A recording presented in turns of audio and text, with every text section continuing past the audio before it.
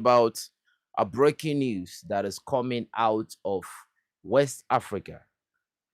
Ladies and gentlemen, according to the information we are receiving right now, the African Union is now calling for an urgent security collaboration between ECOWAS and the Alliance of Sahel States. According to information, they said this unity will be a form of unification to combat terrorism. They said it's not political at all. So the African Union is saying right now that they are calling on ECOWAS and the AES to have a sort of security collaboration so that they can be able to bring down the growing influence of terrorists in West Africa. Now, the African Union representative claimed that there is no way for a single country or a single bloc to defeat terrorism, because he said it's not about addressing the terrorists within your territory. He said the project of defeating terrorism in West Africa is defeating terrorism within your country and making sure that your neighboring countries are willing to be on the same page of your counter-terrorism campaign. Now, the African Union coming up with this is very, very sensible. We are not hearing things about unconstitutional regime or whatever. What they are saying now is that that ECOWAS and the Alliance of Sahel States should come together and collaborate militarily to get rid of the terrorist elements in the region of West Africa. They said so that cross-border economic interdependence can happen. Now, this is coming at a time when the ECOWAS is talking about having a standby force of 2,000. Will they be able to have some level of effective success with just 2,000? No. Probably that is why they are now saying that there is a necessity to have a collaboration with the AES. How many does the AES have? 6,000. But for me, I think it will not be balanced. You are coming with 2,000. Someone else is coming with 6,000. I don't know how they will do it. It will all have to depend. But for me, I don't think 2,000 is enough. I think for the fact that it's ECOWAS, probably each country should donate minimum of 2,000 men. But again, another problem that they are talking about right now is the logistics, like funding, a sustained funding of the troops. And it will not just be the 2,000 going on an offensive mission. For how long? You need to bring them back so as to reduce wartime exhaustion, because some of these guys will be exhausted. They need to come back, replenish, rejuvenate themselves, and you need to deploy another unit so that they can sustain the pressure on the enemy. So that is what they are talking about right now. The African Union projects the possibility of combined military action in West Africa between the AES and ECOWAS to finish off the armed groups. Now we are seeing some success from both sides. Okay, we are seeing success in Nigeria. We've seen some success. We've seen some defeats. We've seen equally the same on the AES. So that is why African Union is now making this creating this type of solidarity, okay, a sort of environment for solidarity between the two countries so that they can work together to build something that can be very, very effective on the long term. So who are the presidents that have actually contributed to this, that have spoken about it extensively and have talked about their will to support this action? The Nigerian president, President Bola Ahmed Tinubu, has called for separating political proclivities from security collaborative initiative. and leveraging Nigeria's NCTC as a regional coordination center. How possible that is going to be, I don't know. Okay. Now, President J.D. Mahama of Ghana has urged that regional solidarity be underpinned by trust, consistency, and political will at the Accra conference. And recently, he has called for a collaboration between the two blocs towards combating terrorism. And as you can see, Ghana recently signed a security agreement with Burkina Faso. Okay, so I think there might be a possibility that Ghana is looking at it that we need to sign this security agreement quick, because some African countries might be, depending on what side of the global geopolitical interests they fall on, based on where they take their command control from, they might not be willing to jump in the mix immediately. I'm talking about, with all due respect, the Ivorian regime. They might not be willing, as long as it has something to do with the AES, they might not be willing to join in. They want to spectate. So Ghana is signing that agreement, and let's see what happens after that. But it's a good development that African Union is now coming out in this capacity to sort of, talk about a new collaboration towards combating terrorism. Because let's even assume you are defeating terrorists within your countries. Recruitment can come in from the other country. If the other country choose not to, stand on business, they can run into that country when the steam is much, and they can run back.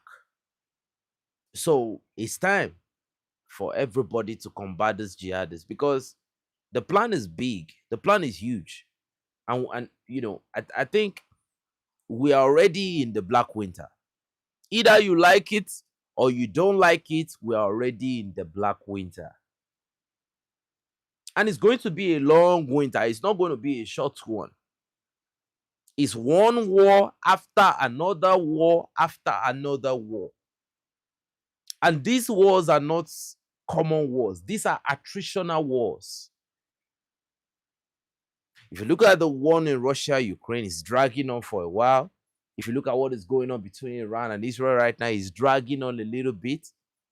The Thailand, Cambodia, everything is play. And like I said, the AES is at war. Everybody don't just see it for what it is. But if you look at the toll, if you look at the level of attrition, if you look at the level of destruction that have been created, and if you look at the economic impact, the sanctions, every other thing, the alliance, some people are aligning themselves in some direction towards a certain goal that might not be good sometimes. This is world war. It's playing out. It's just that a lot of people feel like it has not started. Everybody believes that it's World War III when the nukes start flying. No, no. So, the next president I have spoken is Patrice Talon of Benin Republic. President Patrice Talon said, there is currently no cooperation with neighboring AES states, allowing militants to entrench along critical transit corridors. So what President Patrice Talon is saying right now is that the only reason why, maybe there is no success, massive success yet, is because that there is no cooperation between probably them and the AES. But let's come to the reality of things. Even before the African Union brought up this project, right, of collaboration between ECOWAS and the AES, the truth is that Benin Republic was not standing on business. Okay? This is not to praise or bring down some people. I'm just saying what it is. We've heard from sources that are not even related to both countries that when the terrorists from the JNIM sect are moving towards the Beninese border, they run more than 30 kilometers into their territory with their vehicles. That's initially before the attack became this, terrible.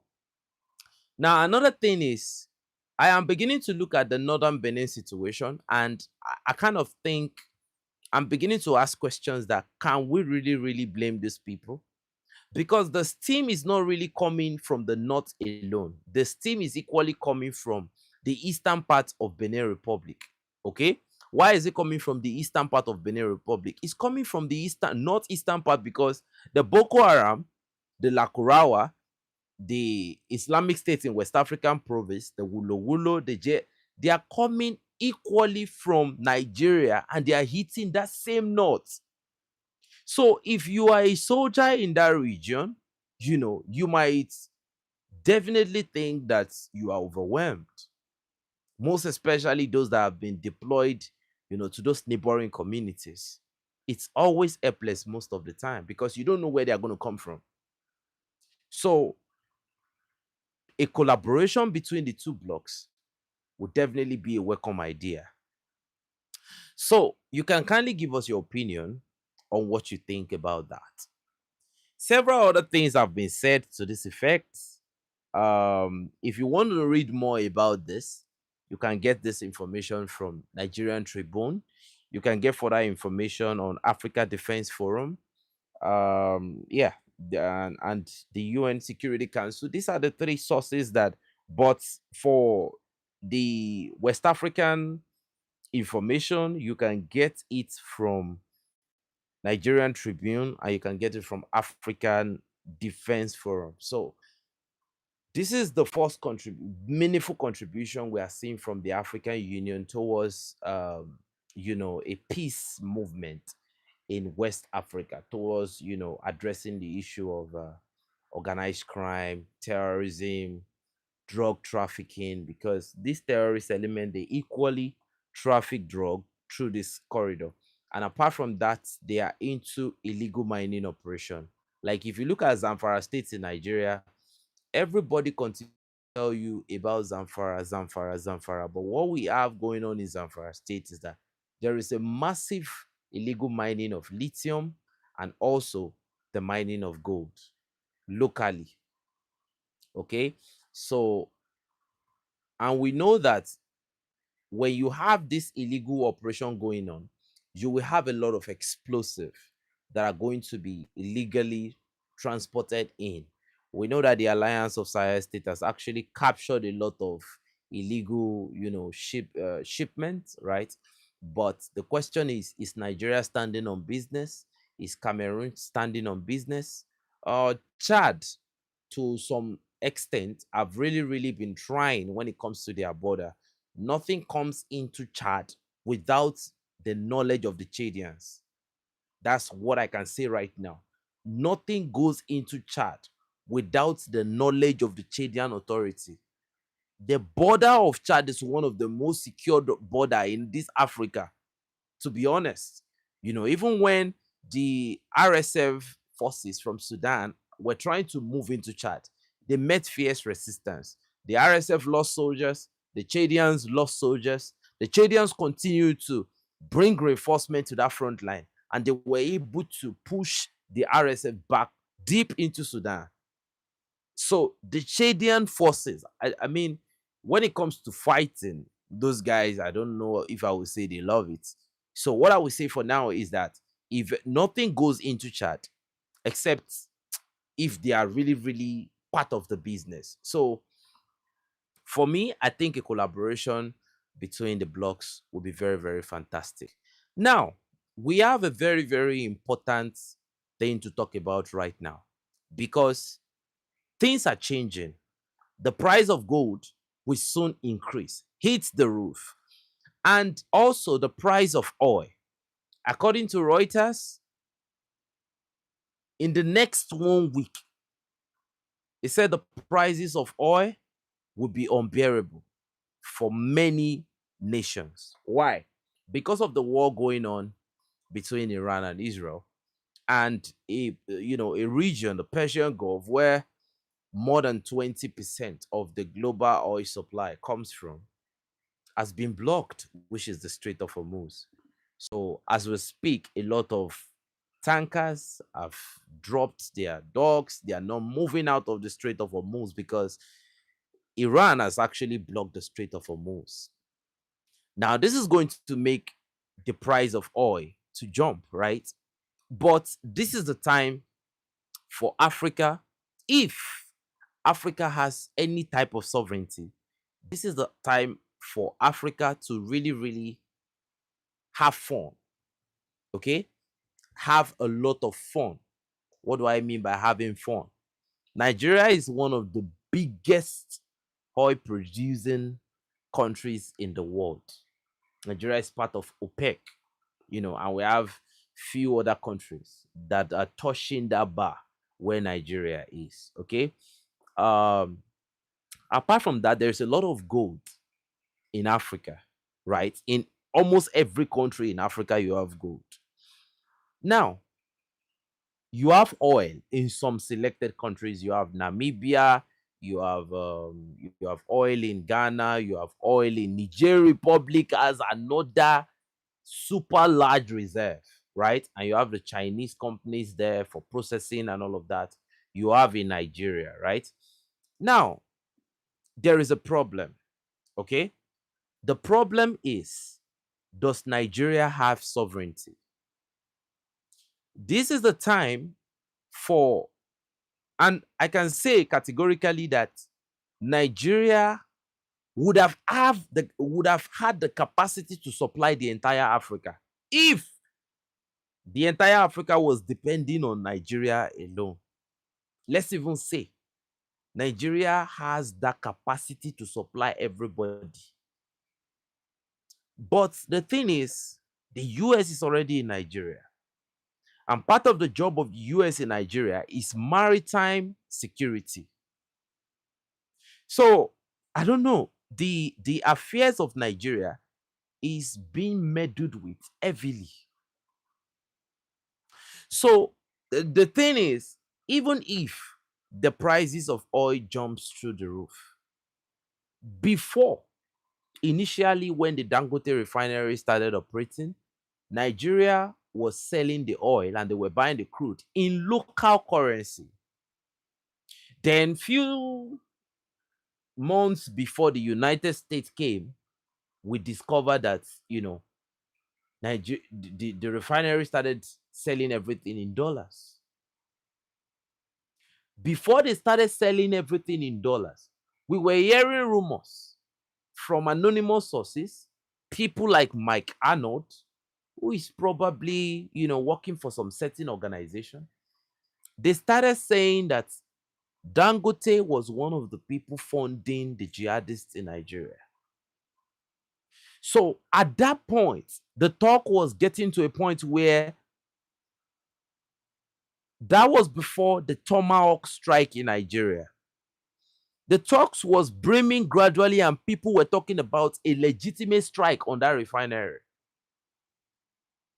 So before then, they started selling the oil in dollars. So no matter what happens, right, it's not going to still benefit Africans because Nigeria does not have sovereignty. Okay? It's supposed to benefit Africans, but as we speak, it's not going to benefit Africans still because Nigeria does not have sovereignty. You can never ever say, I don't want to hear it again in my life. Anybody arguing that Nigeria has sovereignty. Nigeria does not have sovereignty. I don't think they've ever had sovereignty. And I don't think with this direction they are going, I don't think they will ever have. So there is a big question now.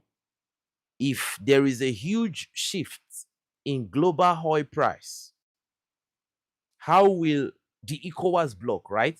I think Ghana will do well. I think they will do well because to an extent, Ghana still has some level of sovereignty because to them, they believe that they are non-aligned and they can take some political decisions based on their own interests. But Nigeria, as of now, because of the people you have in the leadership, I don't think there is any type of national interest that can come from the bloc. Probably in the future, Nigeria could have something better going, that will happen. But for now, the biggest beneficiary of this particular event could be Niger Republic. Number one, Niger Republic has total sovereignty. Total sovereignty. Niger Republic. Niger Republic. So Niger Republic is making the entire Alliance of Sahel States a winner in this situation. Yes, nobody is telling them what to do with their resources. Nobody is directing them on how to utilize their resources, making them the biggest winner that is going to come out of this situation. Who to sell to, who not to sell to. So what does this mean? That even there is going to be a sort of global scarcity. Okay? And I think they will equally sanction Russia too, because they will start blowing up the Russian, oil industry and all of that. But I think Niger Republic, and I think it's high time for Niger Republic to heavily beef up their security around their oil refineries and all of that. So I think right now, even though, there's going to be scarcity because of the closure of the Strait of Hormuz, I don't know how long. Now, this is going to go from bad to worse. Because to me, the intention of America in this war was to do it for the headlines. Okay? The intention of America was for Donald Trump. For me, this is not America's war, but Donald Trump has already, he has already taken what he wants to take. They funded his election, so he has to do what they ask for. Okay? So imagine when the bullets narrowly missed him. So in my opinion, when everybody started talking about that situation, I said the people that owns America are trying to send a message that if you get out of line, we are going to punish you heavily. So a lot of people might be saying America is really lobby and all of that. The deep state of America is the most dangerous entity on the planet. And either you like it or not, the intention of Donald Trump is to launch a decapitation strike on the Iranian government, which they did. Yes, they launched the decapitation strike. They were able to take out a couple commanders and a couple leadership, entities. Ayatollah Khamenei was, taking out. The commanders were taken out, but some of them still, they're still around, but the significant ones have already been taken out. Okay. So the thing is, now that they've been taken out, Iran has a long line of succession, a very long line of succession. Okay. Because you launch a decapitation strike on the leadership, it does not take away from the fact that they have other people that are now going to ascend.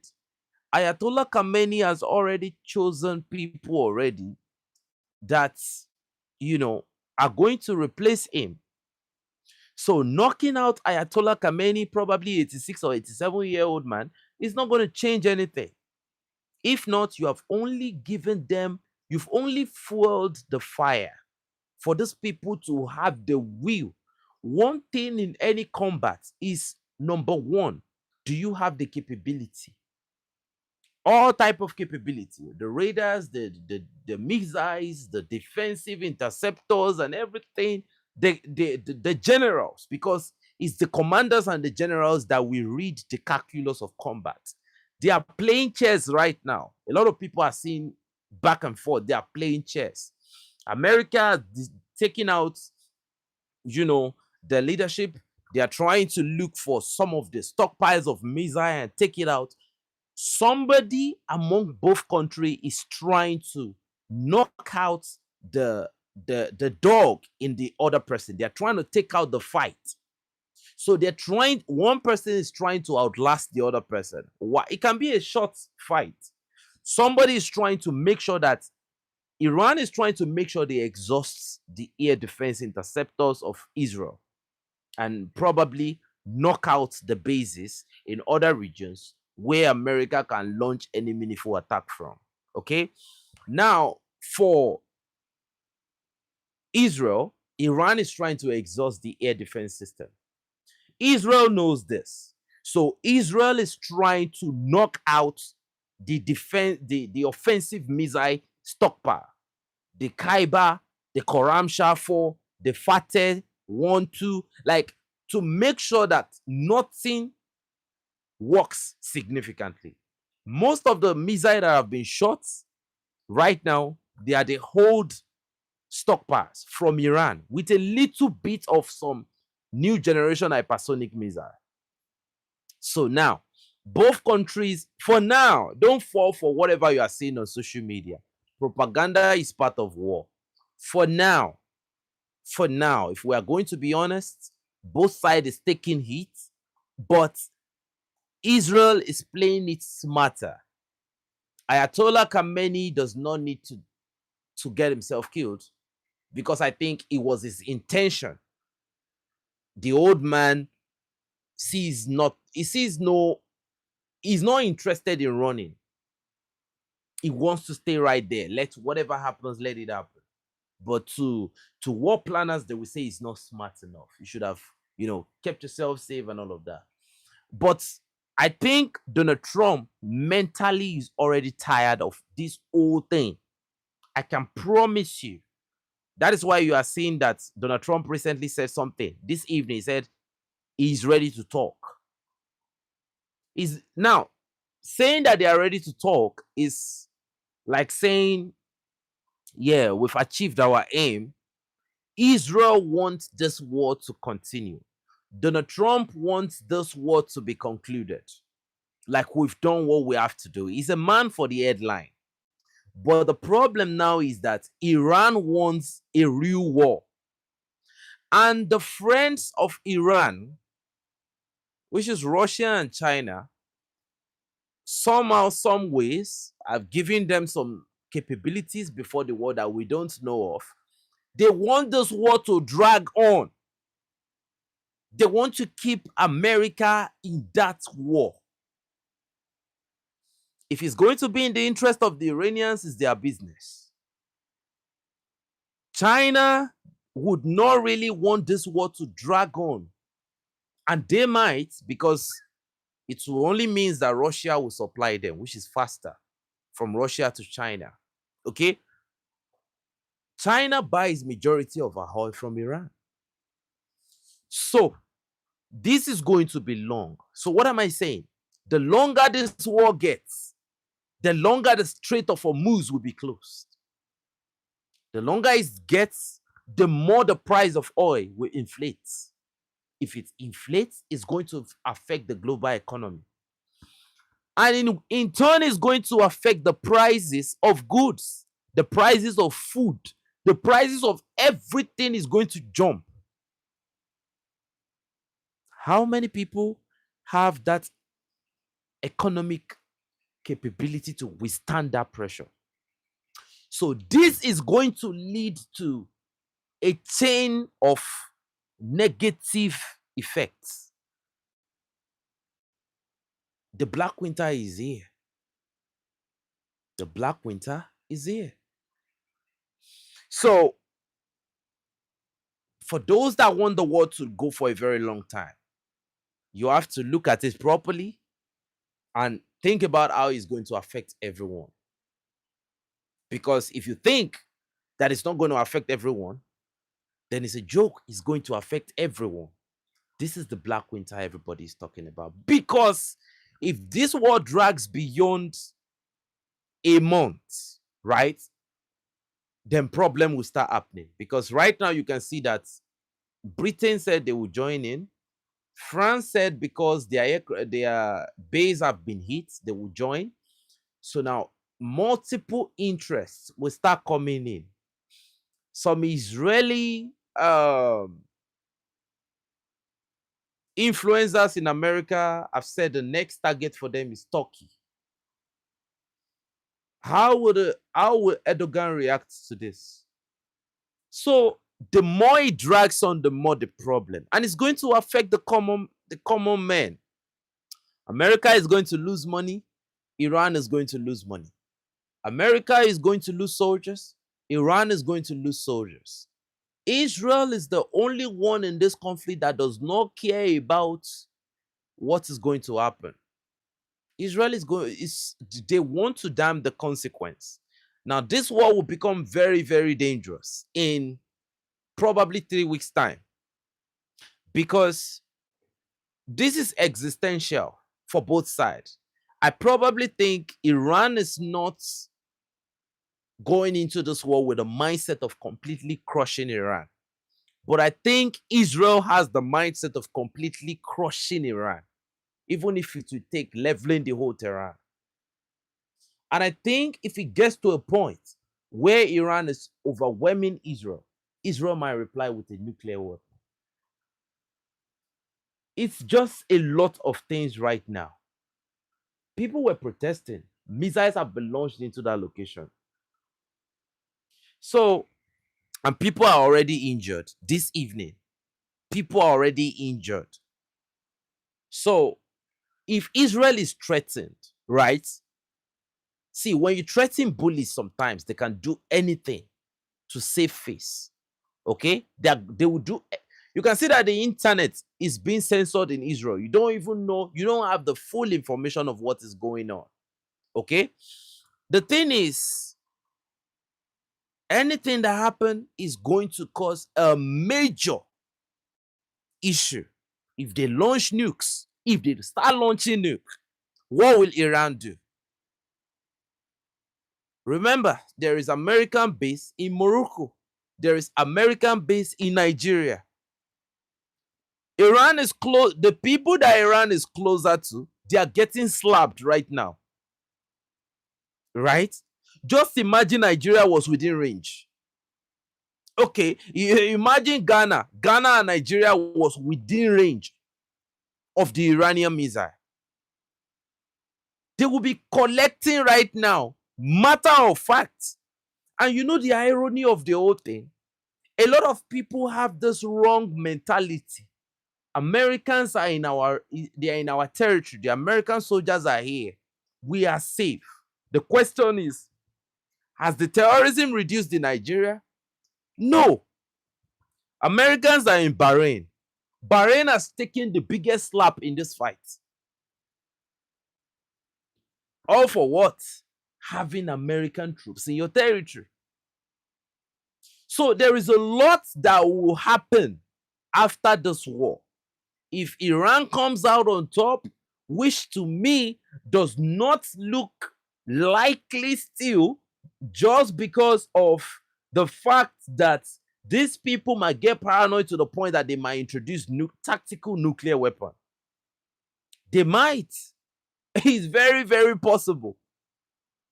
You are dealing with people that believe that they are beyond international law.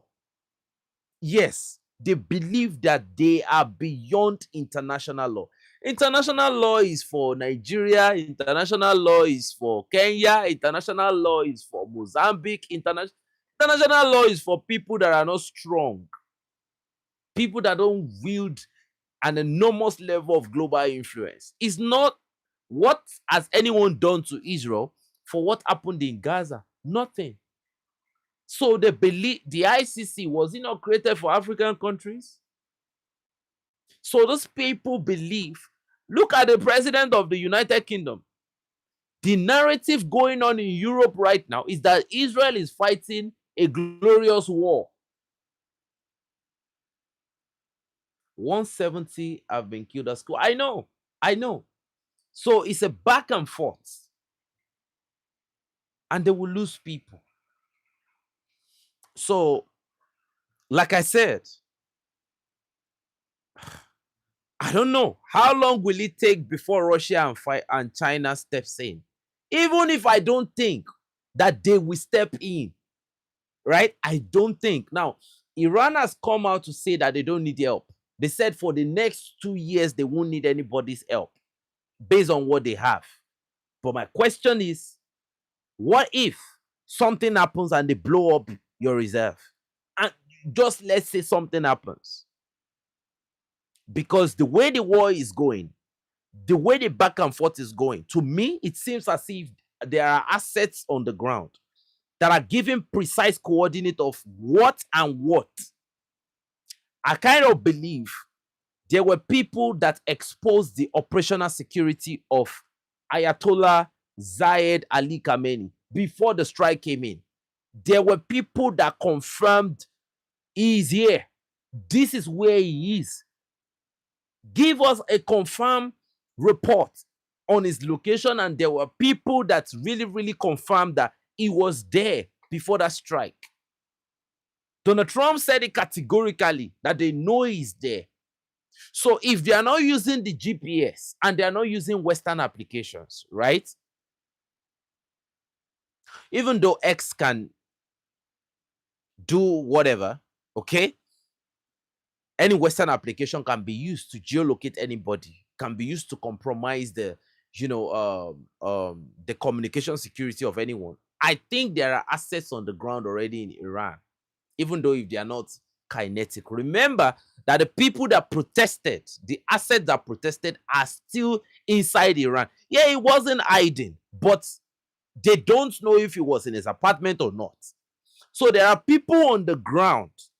If you look at some targeting that are going on, some targeted strikes, if you look at the position where those strikes are hitting, you will know that, okay, probably there are people giving a live geolocation of certain things. I mean, I'm talking about professionals. I'm not just talking about ordinary people, people that are trained to give perfect geolocations in real time. So it depends on how long it will last. So the Strait of Hormuz will remain closed for a long time.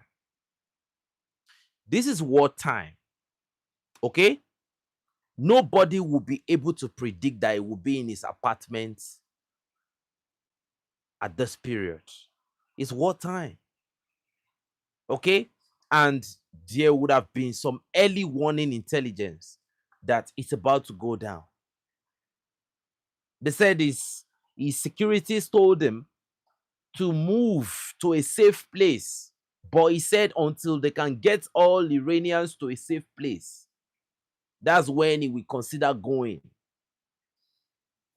So now, that is the information for that effect. So the global oil price shift should not affect Africans if there is a sort of sovereignty. If we have a united Africa, and it would have been going down and we wouldn't care for a second.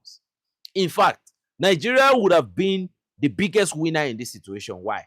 There was a time, not up to a year now, Nigeria borrowed a loan of, I think, $20 billion. I don't know, probably it's from China or what bank. They talked about using $15 billion to rehabilitate all the federal refineries, the Warri refinery, the Port Harcourt refinery, I think the Kaduna refinery, and more like that. The national refineries. What happened?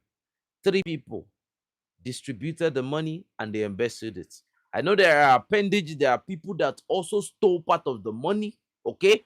But based on information, 3 people, have they been prosecuted? Yes, there was this Kabuki theater prosecution that happened instantly, but after then, we did not hear anything again. This is Nigeria in 2026. So if you think about it and you look at what the experience could have been right now, it would have been on the better side for Nigeria. But when you now look at Africa right now, Africa is in trouble. I'm being honest with anybody. If you think right now that Africa, I think people are just talking about sovereignty. People don't really know what sovereignty means. People just say sovereignty because you say you have sovereignty, because you say you don't want somebody to stay with you. There are some people that will come into your territory, there's nothing you will do because you don't have the capability to resist them. Who is the strongest country in Africa? Egypt. Militarily, Egypt is the number one. So you want to tell me now that when the Greater Israel project comes, right, you think that they won't smash Egypt to Stone Age? And who will tell them that they are wrong? Everybody, and trust me, their European neighbors will support them. They will look for a storyline to frame and everything, and they will do what they want to do with so much impunity, and they will go. And the best thing everybody will say is, oh, it's against international law. Who told you that there's anybody that respects international law in 2026? If anybody respects international law, they won't hit Iran first. This war is unprovoked. What would have been done in Palestine, right? There is no international law anymore. So before you can open your mouth and talk about sovereignty right now, you want to say sovereignty. Sovereignty means nuclear weapon.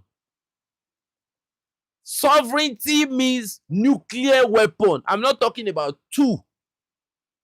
And I'm not just talking about you having subsonic or, supersonic or something. Hypersonic nuclear technology. Long range, short range, intermediate range. ICBMs. Probably some of the best air defense system. That is what sovereignty means. And I'm not talking about you buying them. No, you having more than enough personnel that can build it up from the scratch. So that they know that it's not just about taking out the equipment. There are people that will build this equipment as time goes on. That is sovereignty. So sovereignty goes down to the education system, where you produce quality engineers. Like everything you are producing, they are going into the industry immediately and they are productive. It's not just saying it's sovereignty. Hey? If you really, really sit down and you look at what is going on in Iran right now, you will know the word sovereignty goes a long way. And that is what Captain Traore have been saying. That your sovereignty is the level of your military capability. So,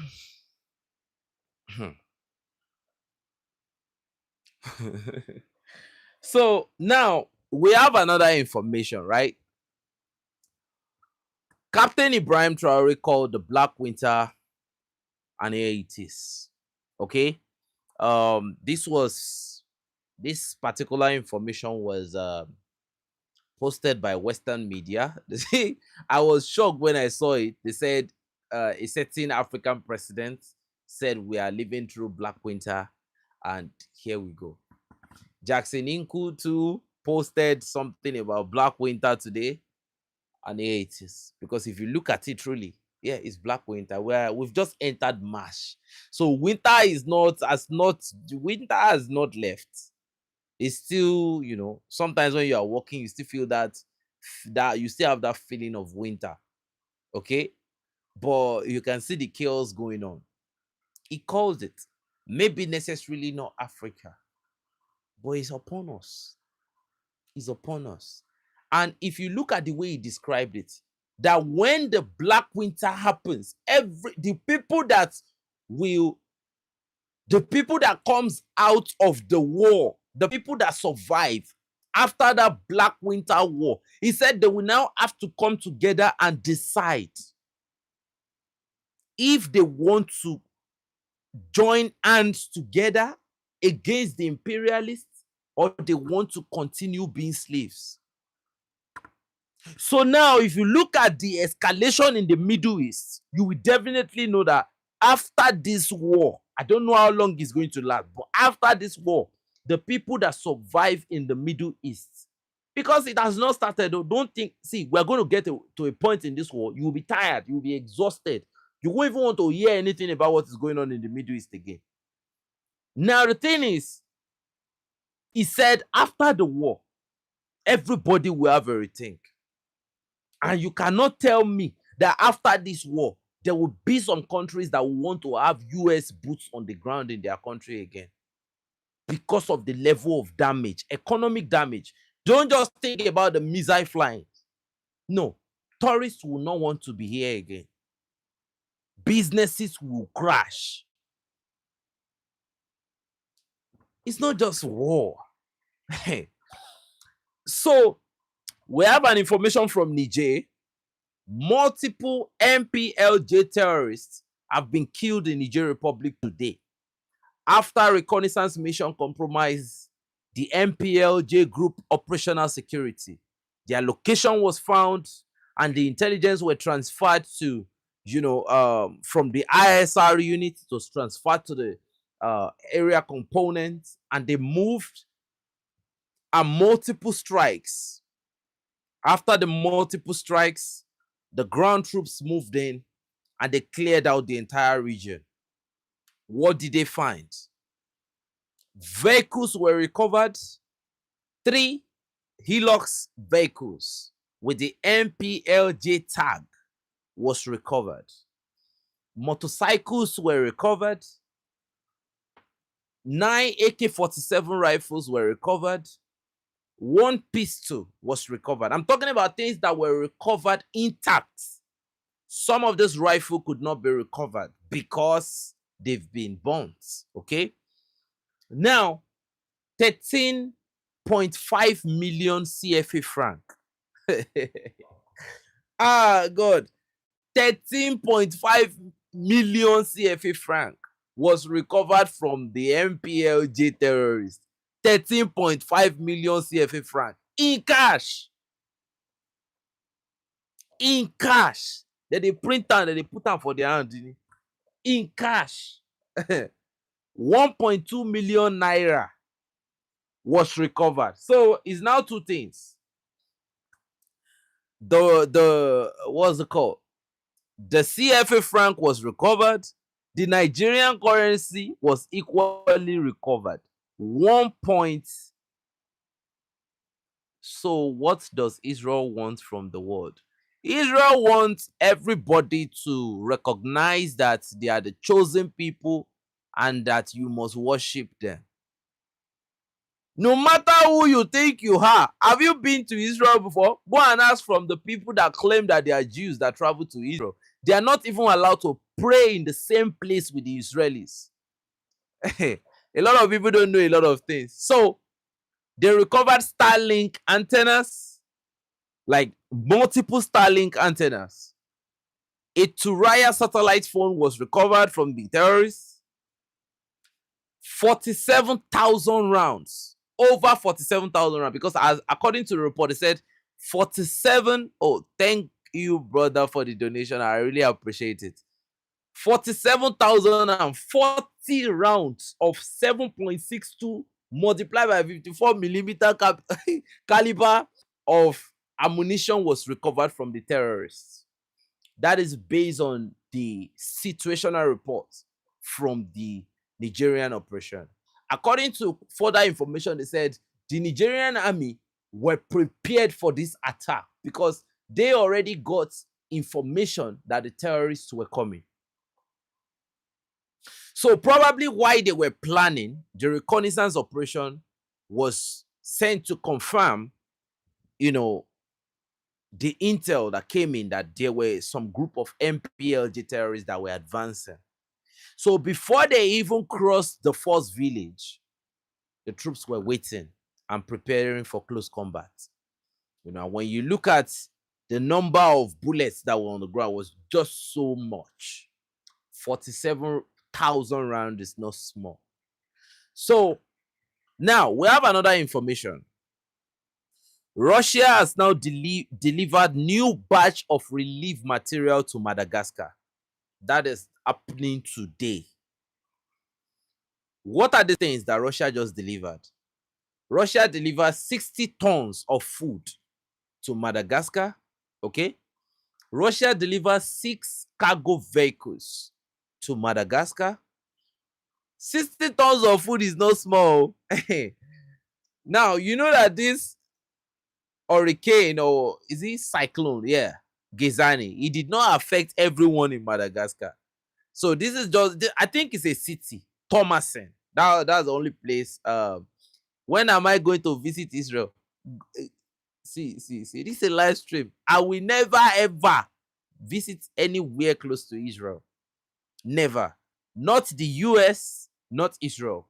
So these two countries, I have already removed it from my story in life. I will never ever. Russia is a place I might want to visit. Okay. I don't think I will visit any European country. If I will ever travel, it's just another African country. If I will ever travel in my life, it's just another African country. I can't go to China. I can't go. I don't like to go anywhere. If there was no terrorism, I can be anywhere in Nigeria. Nigeria is interesting, okay? But if I will ever travel, it will be somewhere around Africa. It's not going. Let hell come. It will be somewhere around Africa. We are not born to leave this continent. Me, my siblings are all over the world, but me, I'm not leaving this Africa continent. So let there be no light. Let there be. We go there here. We go there here together. So now, Russia has equally given Madagascar 2 M18 helicopters for areas that are hard to reach. Now, if we had all the capabilities that Russia have given Madagascar within, I think, less than 2 weeks now, Russia has given Madagascar, okay, 3 helicopters. 3 helicopters that Russia has given to Madagascar. Okay? 3 helicopters that Russia has given to Madagascar. Which is very, very fantastic. You see, let me address the question that was asked the other time. I can't go to Israel. Most people in Africa that travels to Israel, they travel to visit Jerusalem and, their spiritual home and all of that. I don't have any spiritual home anywhere. I've said it several times on this platform. I'm not a religious person. I'm somebody that only advocates for growth, development, and love and solidarity among people. I don't have time. I don't know. For how many years now? The last time I checked into some religious home was probably when I was with my family. But that's many years ago. But me, no. There is a lot of problem, political problem. There's a lot of problem in the world than for people to pay too much attention on religion. Okay? There is too much problem. Poverty is there. Terrible political agenda. People are having accidents. People are drinking to stupor. People are smoking. A lot of things are going on. And we need to solve this problem. We need to see, our hands are full right now. So religion is not my first priority, right? It's not, in fact, it will not even be my last priority. Because go and look at the whole chaos that is going on. It's either somebody is trying to say you should accept Sharia or something else. See, I don't want the problem of religion at all. Now, I respect everyone's religion, but I don't want the problem of religion. I'm an advocate for development. Go and look at all the countries that are developing. They are not doing the heavy lifting of religion. Look at Nigeria, the most terrorist, the safe haven of all the terrorist jihadists in Africa, is one of the most religious countries in the world. Nigeria, even if you want to get everybody ask you, what's your religion? Which church? They go down. Which of this thing? They have Sunni in Nigeria. You have Shia in Nigeria. You have all type of Muslims in Nigeria. You have the Abalis. You have everything. So for me, I don't have anything to do with religion. I don't have any business with Israel. I don't have any business with Iran. Whatever fights they are fighting, some people said God has promised them the entire Middle East and still promised them part of Egypt. That is God that promised Abraham those lands. So they call it Abrahamic Accord. So what's my business with all those ones? So whatever they want to do. And remember, when you want to tune your emotion, right? It's just that it's good that we don't support what is not good, right? If you want to tune your emotion, remember that there was Arab slave trade before the Christian crusaders came to Africa. Okay, there was Arab slave trade. So these are two entities that colonized Africa. So I don't have any business with these people. I have zero business. I'm just looking at the whole situation and I'm laughing. I don't have one bit of emotion for anything. These are people that have you forgotten what happened in Africa? I heard which day that Jamaicans, the majority of Jamaicans are from Africa. And they said a large population of the Jamaicans are from Nigeria. I was surprised when I was reading this information. How did they get there? How did their ancestors get there? So there are big questions that we need. So there's a lot of things, right? That see, Africa, I don't know what our problem is. So some Africans are praying to the God of Israel to come and protect them. You will hear them, God of Israel. But Israel is protecting itself with Iron Dome and David Sling and Arrow 2 and Arrow 3 and all of that, right? And you are praying to the God of Israel. Hey, God of Israel. Is that what you should? Africans should be doing research. Like, we are so... See, when I was looking at some things, that I was telling myself that Africa is so behind. Africa is so big on so many levels.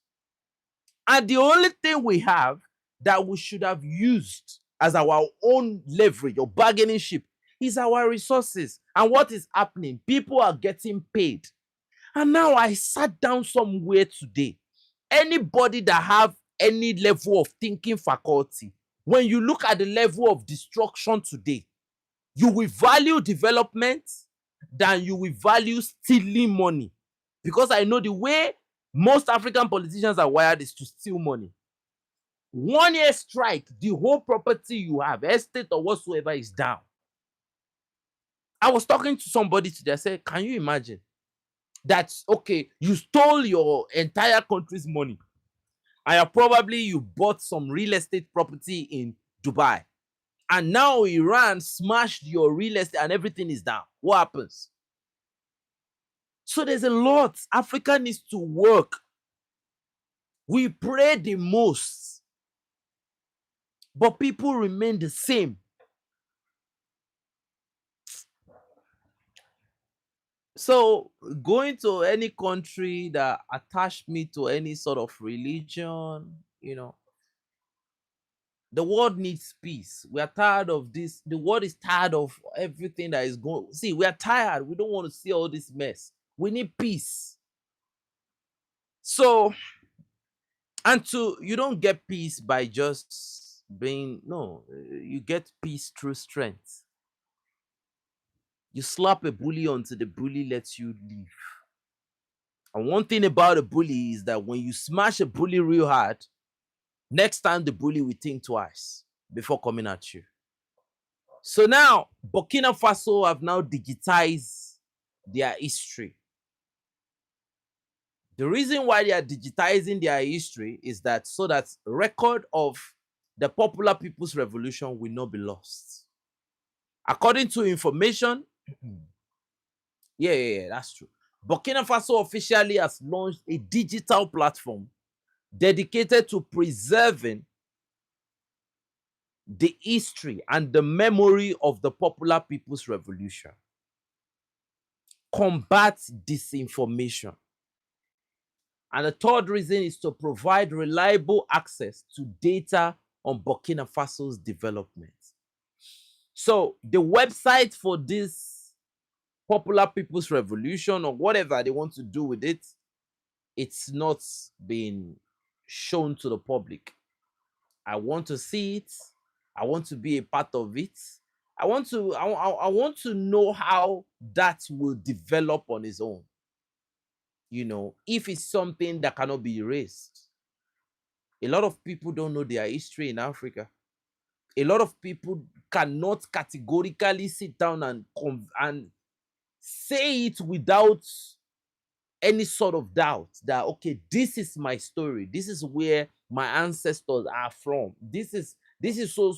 No.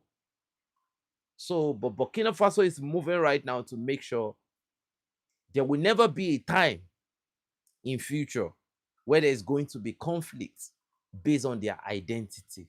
Burkina Faso people, they will remain who they are. They will remain Burkinabes.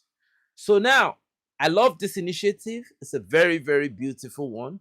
More powers to their wisdom. And may God continue to give them the grace to make good decisions. Now, on the 28th of February 2026, something happened in Nigeria. A military attack happened in Nigeria.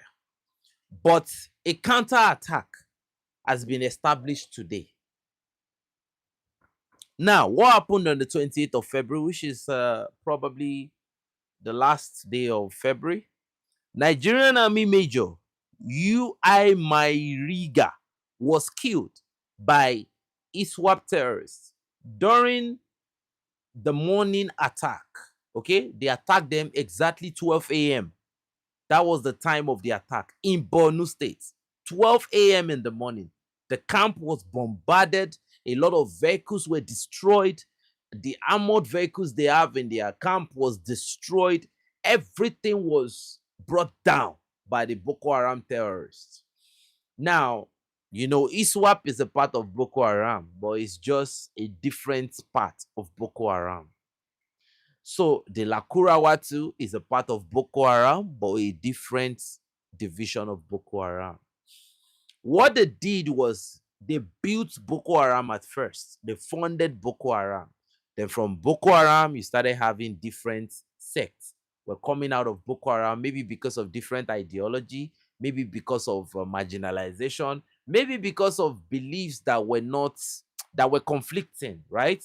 So different groups started coming out. So when you look at every terrorist, it is America that understands this thing properly. America will always they will always tell you that it's still the same Boko Haram. They will tell you that it's the same Boko Haram. In fact, they term everything as ISIS. So anyone that understands the project will tell you it's still the same people, just in different form. But why is it that America knows all these things? Is it because they have too much knowledge or they have eyes everywhere in Nigeria? So the attack against the military camp happened in Kajeri military camp at the Banki Junction in Borno State, northeast Nigeria. So according to information, that Nigeria major was killed and several soldiers were neutralized in this operation. Some sources are saying that over 40, some sources are saying over 50. I don't know the actual number. They didn't confirm. The Nigerian military headquarters did not say any, they did not give any emphatic, number of soldiers that were killed in action. But it's all right. Now today, something happened.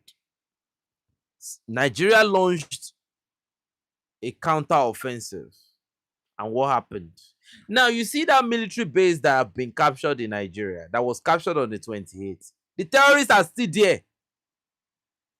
That's what I want you to understand now. They are there. It's so unfortunate. So now you would think they will run away from the camp because probably some airstrikes might follow. No, they are there. So several terrorists were eliminated in a retaliatory counter-offensive today. How did it happen? there were some terrorists again in the Gaji, Ghana, Mayanti, and Gajiram locality. They were trying to launch an offensive. The Nigerian got an intel, and they moved very quickly. The terrorists ambushed, but there was a superior firepower from the Nigerian military. And today, that was yesterday, the 1st of March, a lot of terrorists were killed. Their logistics was depleted. Some of the equipment that we found, PKM rifles were recovered, GPMGs were recovered, and we've posted a couple bodies of these ISWAP terrorists that got knocked out. Now, how would you know that they were ISWAP? When you look at the clothes of any ISWAP terrorists, let's use this shirt for example. There are patches you will be seeing on that cloth. So these are patches of the same material. This is how you know ISWAP terrorists. Patches of the same material clothing, right? There will be this same color.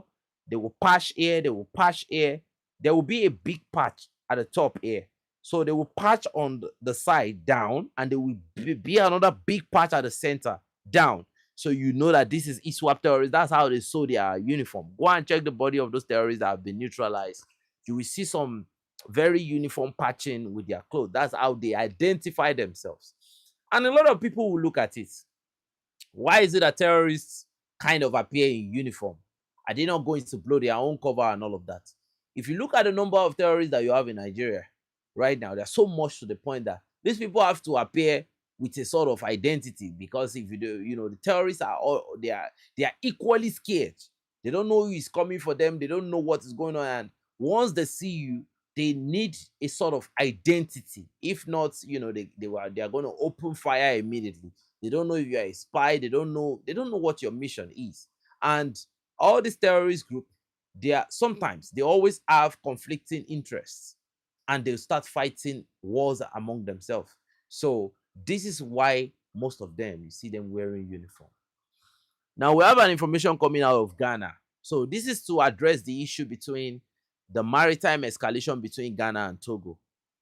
So Togo has now accepted to take the maritime conflict between Togo and Ghana to the International Arbitration Court on Maritime and Border issues. According to Reuters, the conflict, which has lasted for over 50 years, will finally be resolved by the international arbitration. So, and Togo have said that they will be okay with whatever decision comes out of it. So if coming back from there, Togo is on the losing side, they will accept it. If they're on the winning side, good for them. So that's the updates based on that information. Now, we have a very funny situation going on in Nigeria. Protest erupts in the northern part of Nigeria over the killing of Iran supreme leader Khomeini Saeed Ali. I don't know, whatever they call his name, right? See, when there was attack on Palestine, Nigeria protested in the north. Now that Ali Khamenei has been assassinated, they are equally protesting today. Huge protest. And according to information, they said this protest will continue till tomorrow.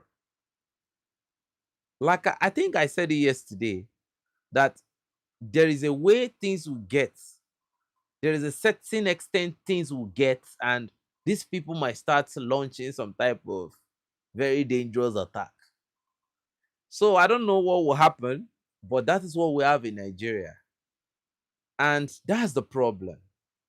There are hardliners in Nigeria that want to establish a sort of Islamic republic in Nigeria. Okay? But it is what it is. So, and when you look at the behavior of these people that we are talking about, if you sit around some of them, you just understand that, okay, they are the type of people that can be doing this. I'm telling you, they are the type that can be doing this. If you sit around them, then you will understand better. I can't explain, okay? Nigerians on the platform can also understand what I'm saying. These people that are protesting, when you look at all of them together, they have this kind of behavior in common that is very, very uncivil. Like, I don't know what to say. I don't know what to say. And thank you very much. Pledging allegiance to people not related to you in any way or form. These people are so not civil. You go to a place where you want to eat or anything, their behavior is very, very radical. So, and I can tell you that it might start attacking. During the last, I think there was a time when Israel attacked Gaza to a certain point, they started killing people. To them, it was solidarity for Gaza. They declared jihad against Christians. So that is why I said, you see, the whole concept of religion is not my business, right? They declared jihad against Christians. That's the thing. Northern Nigeria, God will help them. So 42 terrorists have been killed in the Suru Valley in Burkina Faso. 42 has been killed today in Burkina Faso in the Suru Valley. According to information, this offensive was launched days after several offensives has been going on in the Suru region. Now, I think the reason why these 42 jihadists were killed is probably because their brothers got knocked out some days ago. So I was talking to a soldier day before yesterday, a lieutenant in the Nigerian Navy. He told me that this fight to the terrorists and to them, sometimes it goes beyond just military operation. That sometimes it gets to a point where it becomes a revenge mission. Every day you go out, it's no longer I want to protect the country. No, he said that goes out of your brain. It becomes I want to revenge for so friend. I want to revenge for so person. He said that is how the terrorists feel too. He said, and that is what fuels their will most of the time. You've knocked down a lot of them, and some of them are like families, and they are within the same terrorist sect. If you look at Mali, there was this terrorist that was arrested, Boubacar Oubel. I don't know if a lot of people can remember the name. His younger brother is in the same terrorist sect. I mean, there are like 4 in the same terrorist sect. So imagine a situation where you knock one down, and probably maybe that one is like the most accepted among the siblings, right? The next time the siblings come on the line of contact and they discover something, like, it's going to not be about anything. They're not going to be killing for, it's now personal at that point. So according to what he said, when you hear some things going on the line of contact, it's no longer about protecting certain values or whatsoever. It's about revenge. He talked about a friend that he lost on the line of contact that he spoke that morning. He said he spoke that morning and they got orders that Boko Haram were going to be passing through a certain logistic corridor and they were supposed to block it. He said, so they stayed on the high ground. They were hiding behind rocks and they were waiting for the Boko Haram.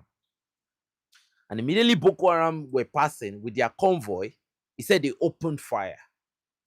And the Boko Haram, like when they opened fire from different locations, now it's a corridor and it's like the place is tall. It's like a valley, right? So on this side there were soldiers, on this side there were soldiers. So the Boko Haram was in the middle, right? So they opened fire on the Boko Haram and the Boko Haram returned fire immediately.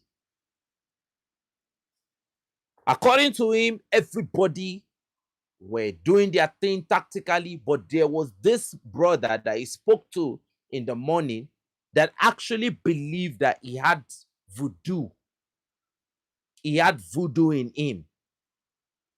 And according to him, he said probably the guy has tested the voodoo before and it has actually worked. But on that day, it didn't work. And what happened? He exposed himself. And after several missed shots, they picked him the right side of his abdomen. He wasn't even wearing bulletproof. That was how overconfident. And he said after several missions, like from several outings that they've had, that particular soldier was never ever wounded in action. And he will ask him what happened, why why are you not properly loaded and all of that. He said he just like, no, I got everything under control. And after some time he told him that he's protected, he's fortified spiritually. And on that very day he got shot and he didn't make it back. According to him, he said his entire bowel came out. So, and he had to use his own uniform to wrap everything up, carry him. After the Boko Haram had, they were, they left the place, he had to carry him like this, put him on the vehicle, and they drove off. So, I mean, it's just the situation we have right now. But for me, I think Africa is supposed to have a good time right now. That is only if we have sovereignty. So it's a question of, is Africa sovereign? Ibrahim Traore have been saying it. The Africa needs to unite. We need to do this. We need to do that. There is no need to be a puppet and all of that.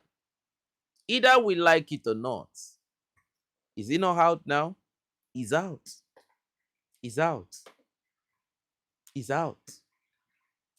So the last information of today, amid escalating security situation in Benin Republic, Beninese are beginning to ask questions if the presence of France on their territory is not a big problem, given the fact that there is a heavy foreign military presence on Beninese soil and the attacks from terrorists is becoming very, very increasing. And there are talks about a massive improvement to the Beninese army. So some are now saying within Benin that, do they still need to continue to rely on French forces within their territory?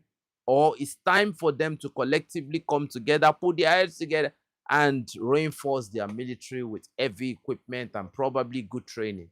Well, time will tell if the Beninese want to continue to rely on France or they want to rely on themselves. So, ladies and gentlemen, it's at this point I want to bid you a farewell. Honestly, I did not believe that I would be able to do live stream for now, or even because somehow the whole Iran-Israel war is overwhelming everybody. Like even the sources that gives you information about the Sahel, they are now talking about the war. But I mean, here I am. So I don't know. I want to get your opinion if we should continue our live stream in the coming days, or I should just make normal videos. And I want to get your opinion. Should we still continue having our live stream where we share information like this, or you want a normal video like we used to have it back then? And yeah, Pascatigri of Benin Republic tried his best. He tried to bring sovereignty back to Niger, but to Benin Republic, but who knows? Pascatigri is still out there, so A coup can still happen, but I'm not encouraging a coup in Benin, but it can still happen because past category is still out there. Look at in Burkina Faso, right? Ibrahim Traore, Damiba was out there, and it was one coup after another coup, and you can link everything to Damiba. So now the past category is still out there, we never can tell. And the fact that Togo is more like a sovereign state right now, and Ghana, you know, they are not really against the AES. Togo is not against the AES. I don't know. I don't know. I don't know what was going to happen. But Benin Republic, is in a fluctuation. So, and if we know about the Prospera Africa project and we know about all the compromise that have been going on within Benin, I can equally tell you the Beninese people know about it. And the first coup d'etat is like shaking the tree. It's like probing. A second coup d'etat might not be like that. I'm telling you, a second coup d'etat. Because the funny thing about these things is that everybody already knows how France, Nigeria responded. A second coup d'etat might never ever follow the same pattern. So, I mean, Patrice Talon has the time on his side. The clock is ticking. So Pascal Tigri is still here. It's still out there, yeah. So the threat is still real. It's still for real. That's why you see Patrice Talon continuously trying all his best to make sure that that Benin is able to get past category. That's why Patrice Talon is trying his best. And according to information that we are hearing from anonymous sources, that is still one of the reasons that is creating the tension between Niger and Benin. That some of the Beninese authorities believe that Patrice Talon is in Niger, but nobody can tell. Um, um, you know, um, it's a catch-22. It might be there, it might not be there. So there are no official sources that confirm that Patrice Talon is in Niger or Burkina Faso or Mali or whatsoever. No, Patrice, even officially, we've not seen any country that said, okay, they want to give him asylum or whatsoever. So, the situation is very, very, very different with past category. It might come suddenly and anything can happen. So, and I'm telling you, another coup d'etat in Benin have a very, very high chance of succeeding because the people are not happy with what is going on. And I'm telling you, a second coup d'etat might be very, very different. It might be different in the sense that the people might flood the streets. And, the mistake the first time was that they did not grab Talon. So just be rest assured that a second coup d'etat, they will grab Talon in the first 1 hour of the coup. Talon will be in their bags. The first mistake they got the first time, past category. The first mistake they made, right? They did not grab Talon. In another coup, I'm telling you, the first person they will grab will be Talon. Any other thing, and once you grab Talon, right, what intervention are we talking about again? Do you want to blow whoever is holding Talon? Do you want to blow Talon with the person, right? So I think the plan, they planned the first coup, but they didn't plan it well. So the second coup will definitely not be like the first coup. And as long as you have past category out there, anything can happen. So regardless of what France might be planning to do or whatsoever they might be planning. And France have been using these countries against the unity in West Africa. West Africa have been trying to unite in terms of economy, in terms of currency a long time ago, but France have always used, most especially Alassane Ouattara of Ivory Coast. But we never can tell what will happen in the future.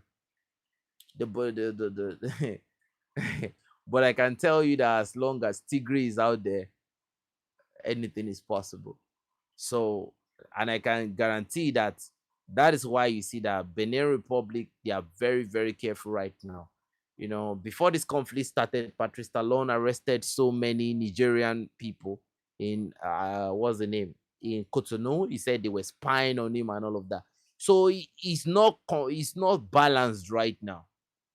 He's not really, really balanced like that. And I wonder how he sleeps at night, because what happened the last time was really shocking. And I think for any normal human being that have human response and every other thing, it will be in your mind that, man, any moment anything can happen again. And you constantly keep thinking, how fast are the French going to come save you and all of that. So the question is he which side will you choose? Will you choose your people? Will you choose to serve your people, where you know that no matter what happens, whatever is coming will have to get through the people before it get to you? Or do you want to choose France and think about a foreigner coming to save you, and you have to think about the response time and every other thing? And Patrice Talon is in the shadows. Yes, it's in the shadows. It's in the shadows. Don't forget it's still Beninese. It's in the shadows. And if he works, see, this is somebody that have served in Benin for a very long time. And to get in is so easy for him. That was the same thing with Damiba. Damiba had soldiers that were loyal to him. Remember, it was the previous president. So after the coup in Benin, remember there were people within the army that were working in the shadows. So, I mean, a lot is still possible. Now, I'm not advocating for a coup, but I'm just saying, with Patrice Talon still out there, anything is possible. So, ladies and gentlemen, it's at this point I want to bid you all farewell. I will see you tomorrow with a lot of information about the Sahel, because we have some information right now, but I think it would be too much to overload everyone with a lot of information. So, military information, economic information. So, I will just break it down tomorrow, maybe probably during the day. I will drop some other updates, but it will be in a normal video. Then, around this time, we'll have another live stream tomorrow. So, thank you for coming, family. I really appreciate you all. I respect you. February was a very good month. It was a blessed month. January was a very fantastic month. I mean, you all were very, very influential to the progress of this community, and I really want to say thank you. And God bless you. Good night, everyone.